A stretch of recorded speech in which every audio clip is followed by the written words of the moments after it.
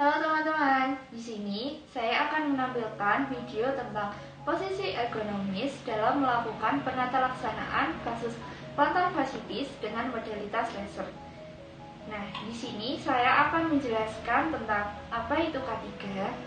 K3 atau keselamatan dan kesehatan kerja merupakan suatu upaya untuk menekan atau mengurangi resiko kecelakaan dan penyakit akibat kerja, yang pada hakikatnya tidak dapat dipisahkan antara keselamatan dan kesehatan.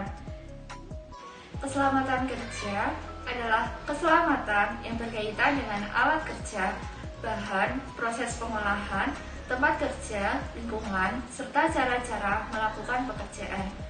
Untuk kesehatan kerja sendiri adalah upaya penyelesaian antara kapasitas kerja, beban kerja, dan lingkungan kerja, agar setiap pekerjaan dapat bekerja secara sehat tanpa membahayakan dirinya sendiri maupun masyarakat sekitar. Berikut adalah tujuan serta manfaat K3. Yang pertama adalah melindungi dan menjamin keselamatan setiap tenaga kerja dan orang lain di tempat kerja. Yang kedua adalah menjamin setiap sumber produksi dapat digunakan secara aman dan efisien. Yang terakhir adalah meningkatkan keselamatan dan produktivitas nasional. Nah, apa sih kaitannya K3 dengan ergonomis terapi? Sebelumnya, apa itu ergonomis? Ergonomis sendiri adalah ilmu dan penerapannya yang berusaha untuk memberikan kenyamanan kerja secara optimal dengan cara menyerasikan pekerjaan dan lingkungan dengan manusia untuk tujuan mencapai suatu tingkat efisiensi dan produktivitas kerja yang memaksimalkan melalui pemanfaatan manusia secara optimal. Nah, untuk contoh kecelakaan kerja yang dapat terjadi pada kasus terapi ini adalah LBP. Dikarenakan posisi terapi yang tidak ergonomis, terapi tersetrum karena kabel yang terlilit dan terkontaminasi virus serta bakteri menular dari pasien. Jika terapis tidak memenuhi protokol kesehatan dan menggunakan APD lengkap. Dari penjelasan tersebut, mari kita menonton video bersama-sama. Kesalahan yang dilakukan oleh terapis yang pertama adalah kabel terlilit. Kabel terlilit dapat menyebabkan kabel mudah rusak, terjadinya konsleting, sehingga dapat membahayakan terapis dan pasien.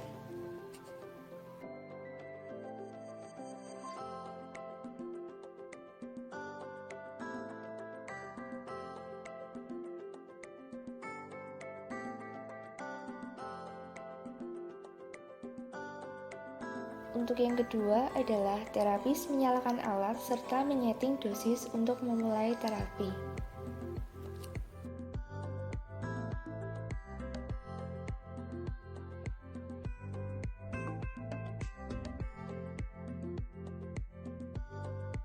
Yang ketiga adalah terapis tidak menjalankan prokes, yaitu tidak memakai APD. APD berfungsi untuk mengantisipasi terjadinya penularan penyakit, virus, serta bakteri dari pasien, maka terapis dianjurkan untuk memakai APD. Yang keempat adalah posisi terapis membungkuk sehingga dapat menyebabkan LBP, kifosis, dan cedera leher, maka terapis disarankan untuk duduk tegap sesuai dengan posisi ergonomis saat menjalankan terapi. Yang kelima adalah posisi pasien salah. Terapis dapat mengarahkan posisi pasien yang awalnya terlentang menjadi tengkurap sesuai dengan SOP yang berlaku.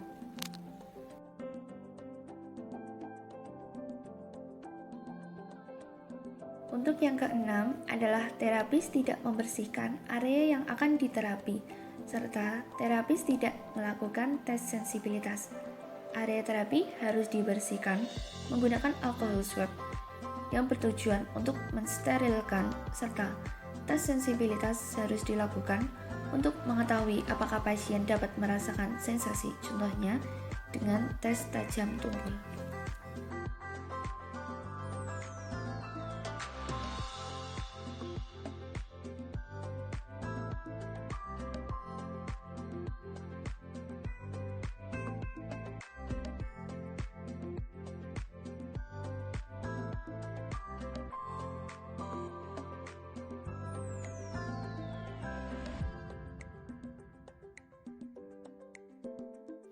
Yang ketujuh adalah jarak alat terapi yang terlalu jauh. Untuk mendapatkan manfaat terapi, maka jarak harus diatur. Selain itu juga untuk membuat terapis bekerja lebih efisien jika alat berada di dekatnya. Yang kedelapan adalah ruangan kurang terang. Kurangnya pencahayaan dapat mengganggu penglihatan terapis dan pasien, sehingga proses terapi menjadi kurang nyaman. Yang kesembilan adalah ruangan terlalu sempit. Jarak bed, alat, serta penataan ruang perlu diperhatikan untuk menjaga pasien dan terapis merasa aman dan nyaman. Yang terakhir adalah suhu ruangan tidak diatur. Suhu ruang juga perlu untuk diperhatikan, apakah terlalu dingin atau terasa pengap. Baik, dari contoh video tersebut, kita dapat menarik kesimpulan bahwa posisi ergonomi serta K3, keselamatan kerja, sangat penting bagi terapis dan pasien. Dikarenakan untuk meningkatkan keselamatan dan kesehatan dalam bekerja secara baik, aman, dan nyaman. Untuk itu, terapis diharapkan untuk menerapkan SOP serta menaati protokol kesehatan. Terima kasih.